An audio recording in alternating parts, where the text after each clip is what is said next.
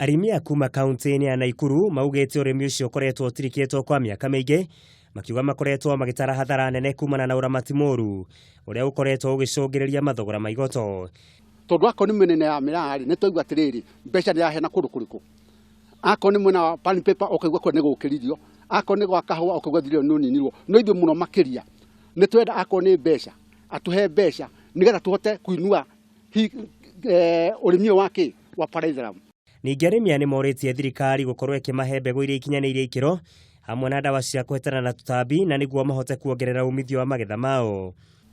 So no turie thirikari ya county korwo no itikire itucaririe mundu na igerie kumu identify ati niwe wina uwezo wa gutwendagiria mbegu, agatwenderia mbegu njega tugoka tugakihanda na mundu wakiruta wira muthaka na wira mwega. Kiungano gia kuria mumera uyu kuma kaunti-ini cia Nyandarua, Narok na Nakuru gikoretwo gigithing'iriria thirikari gukorwo ikigathika mitaratara mirumu na niguo guteithiriria arimi aya makiuga ikinya ria naihenya ringiaga gutacukio. Riu urimi uyu uri kigera-ini kihiu gia gukorwo githinikana.